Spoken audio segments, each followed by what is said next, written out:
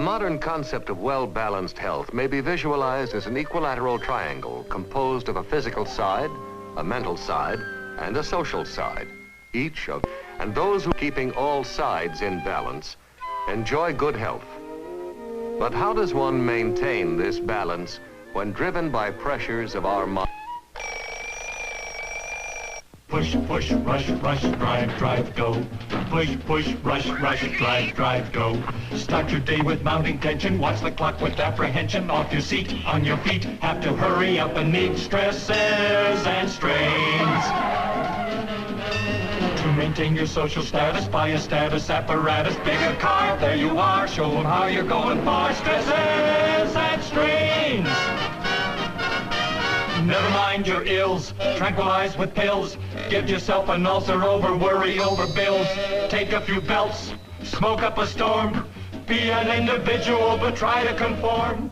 Don't lose sight of your ambition, get ahead of competition. Be obsessed, be the best, haven't any time to rest. Some things breathing down your neck, it takes a great deal of pains and lots of stresses and strains to make a perfect nervous wreck.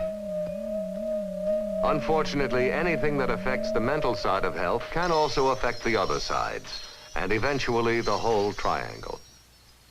For a better understanding of how this comes about, let us first look at the animals, for man is, after all, an animal too. All animals encounter stresses of various kinds as a normal part of their lives. These may arise from the prospect of losing territory or living space to another species, the need to defend shelter, protect the young, or even having to compete for a mate. Obviously, the greatest stress is a threat to life itself, but for this, nature has provided every animal with certain protective responses, one of the most important of which is the fear instinct. Here's how it works. The moment an animal recognizes danger, the fear instinct instantly calls up every resource of its body. One of two ways to assure survival. Fight or flight. In either case, action is taken and surplus energy is used up. When the danger has passed, the animal settles back to normal, quite as if nothing had happened.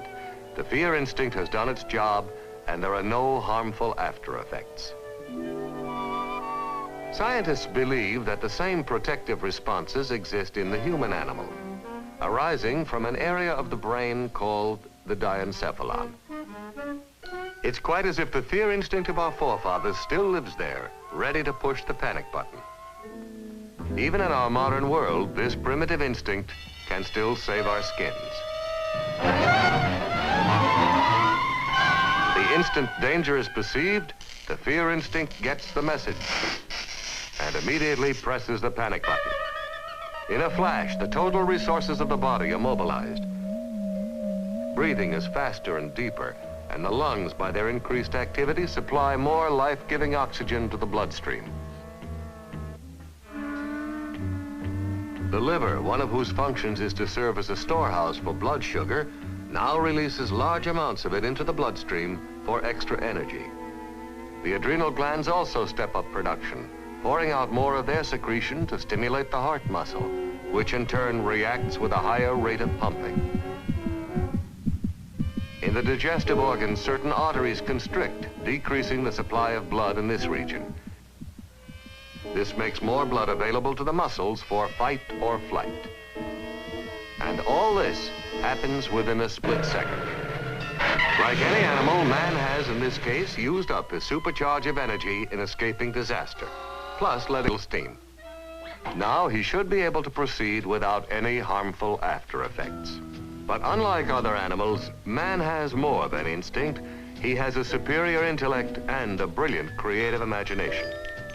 Unfortunately, this imagination can create unreal dangers and give rise to unnecessary stresses and strains.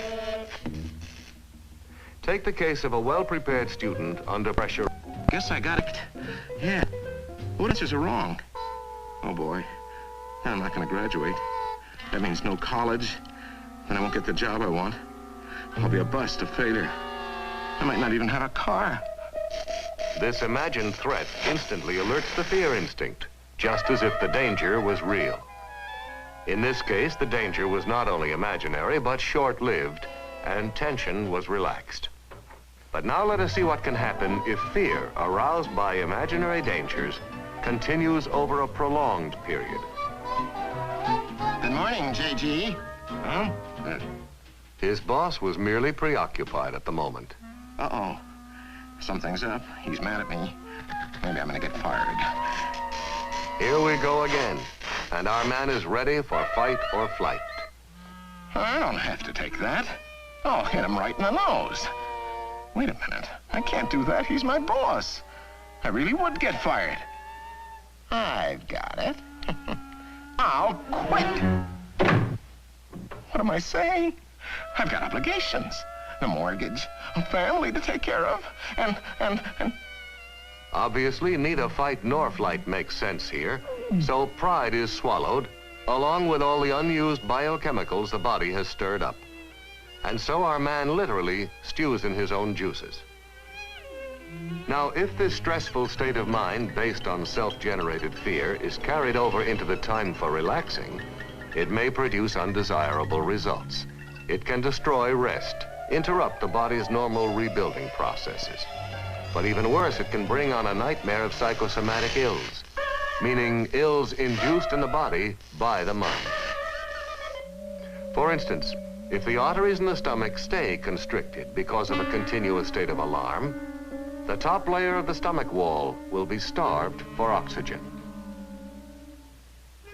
The cells disintegrate, leaving the second layer unprotected.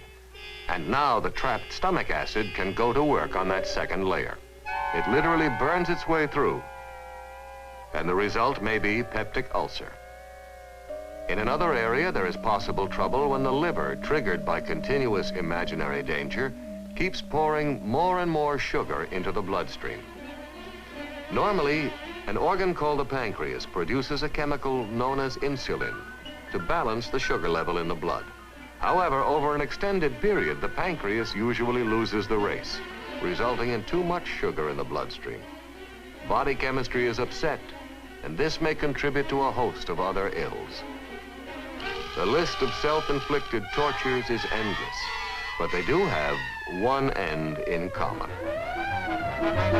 All sides of health can be seriously impaired if fear is constantly aroused unnecessarily. But if this life-saving instinct is permitted to relax when there is no real danger, the body can function as it should.